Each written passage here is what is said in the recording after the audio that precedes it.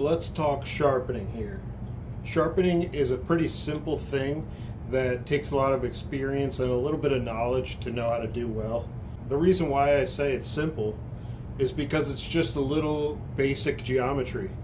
You're just taking two sides of a V and you're making a sharp point at the very end. So this is one side of the V. And the first thing you have to consider when you're making an edge sharp is what the primary bevel is set to.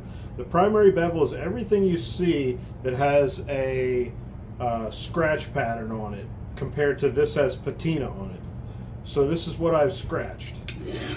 Now, as you can see, I just cut into that scratch pattern and it goes this way. It goes diagonally, so I can tell where I'm cutting. When it comes to sharpening a hatchet or an axe, you're just working on little parts at a time. That's all you got to worry about. So I'm meeting all the way at the apex to the edge, which is called the shoulder of the primary bevel. Now, depending on what you want to do with your hatchet or axe, if you want to cut with it, you want this primary bevel to be pretty keen. So you want it to be pretty thin so it actually penetrates into the wood. So I'm gonna keep this primary bevel as it is, and I'm gonna show you, you can see the scratch patterns change as I go.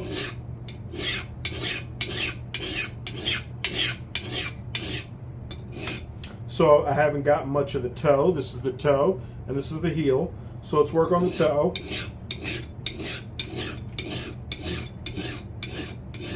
And now you can see I'm getting to the apex. So let's go to the shoulder.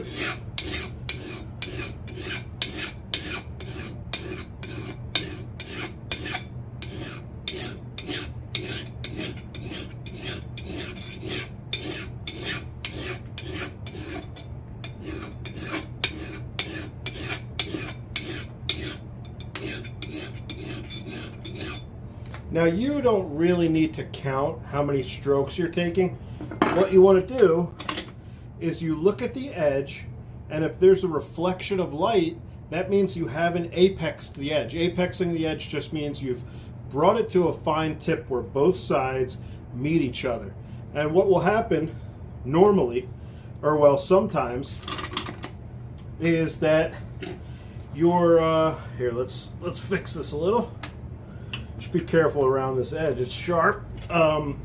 What will happen sometimes, if you go this way, it doesn't happen as much. If you go this way, if you cut this way, it'll happen a little more. What happens is it'll form a little thing called a burr, which is just a little piece of metal that's hanging on that you can rip off or braid off. And you do need to remove that before you work. I mean, I don't know if it's too important. Some say it can ruin your edge because metal to metal will kind of dull each other. Basically what sharpening is you're taking one thing that's a little bit harder than another thing and abrading it. You're removing a little bit of material.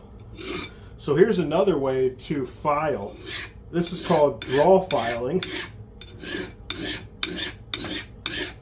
This side is a little harder.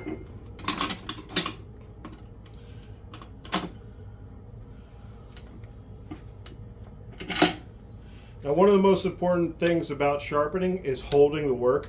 You can do this with one hand. You can hold the axe with one hand. Here, I'll show you how. Like this, or like this, and hold it tight to your body, actually. You see how the handle is into my body? This will make it more stable. This is a hewing hatchet. It only has one bevel, but you still have to hit both sides.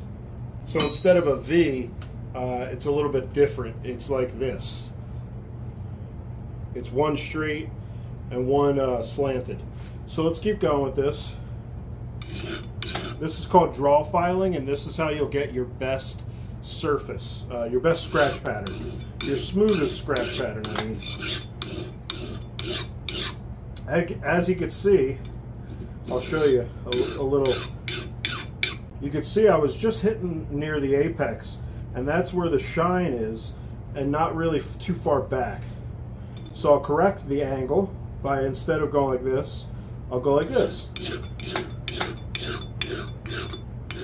The reason why I recommend starting with a Chinese hatchet is so you could practice on a softer steel. Luckily, this plum house axe is a nice soft steel, so I can file it.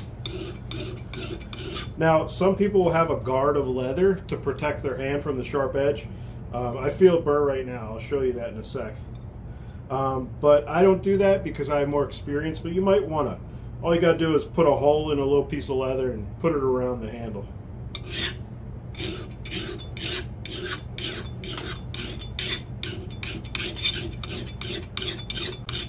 If your file is not biting, but you think it still could work, you tip it just a tiny bit so this edge or this edge is interacting with the metal. This edge or this edge. I'll show you that in practice. So now it's cutting a little better. And also, if you have an old file, the ends that don't interact with the wood with the metal as much might be a little sharper. So you can use the this end or this end.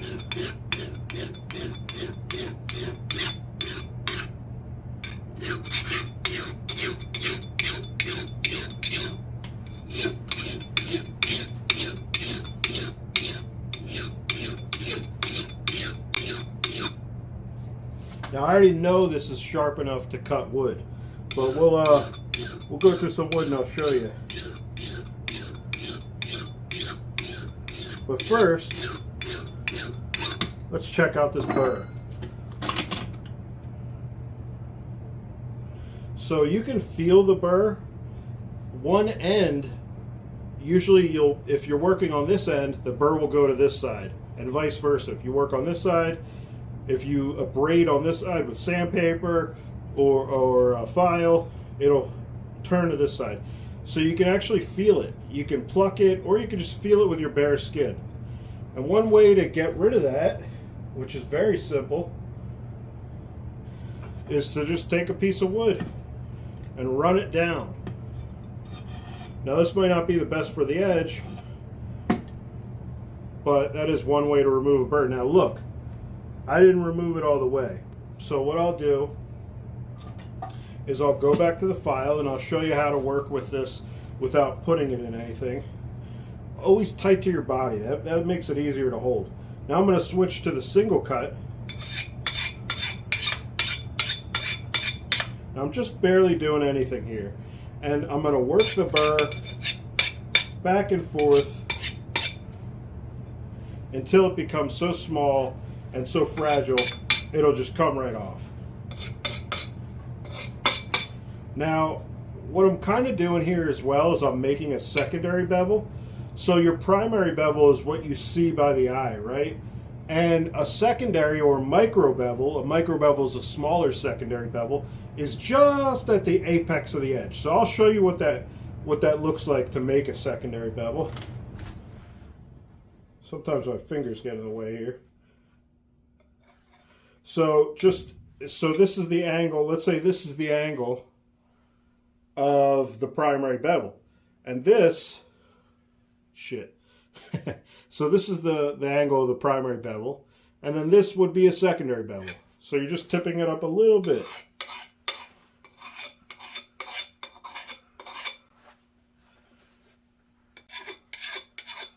And I'm draw filing right now. Draw filing means going perpendicular with these teeth.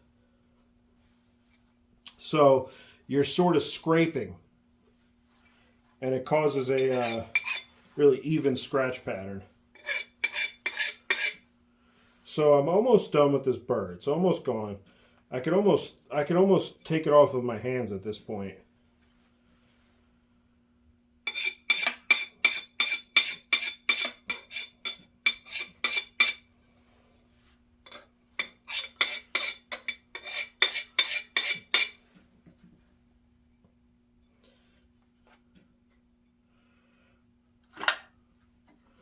See one more time. Let's see if we could just wipe it off.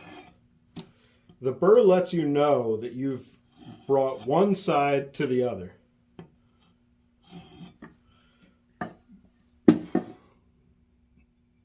Nope, we're still going. So now that I'm having a little bit of issues with the burr, let's go with the edge. So this is a little more dangerous, but this is also how you remove a burr easier.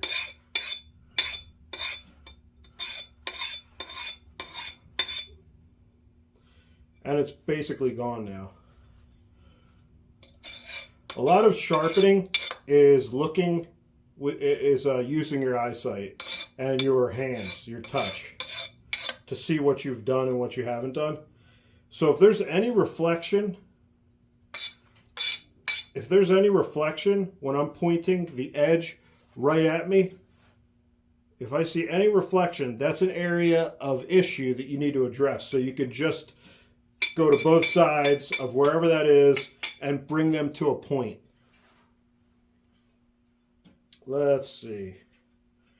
Yeah, we're pretty good now. Just a little bit of a burr right here. Now I'm still going with the edge.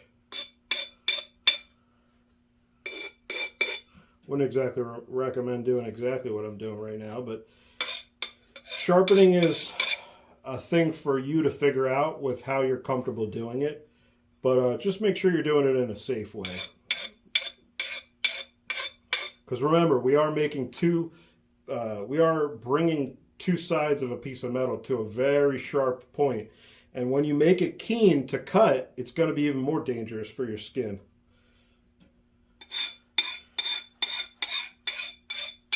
All right. Now let's see what we've done here. Let's see how this works. Oh yeah, that's really nice. As you can see, it's keen enough to be a carving hatchet, but this is more of a all-rounder. This is a kindling axe, or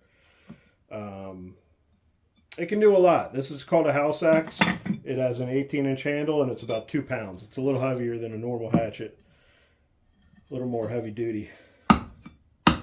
But yeah, I'm quite happy with that. As you can see, you don't need to make the edge super fine with super fine sandpaper or special stones. It'll work just fine right off the file. When it comes to splitting and maybe cross-cutting with a full-size axe, you might want to make this as smooth as possible with a higher grit sandpaper, but really it will work with a file. It'll just possibly be a little more sticky because there's a little more surface area with the ridges of this rougher scratch pattern.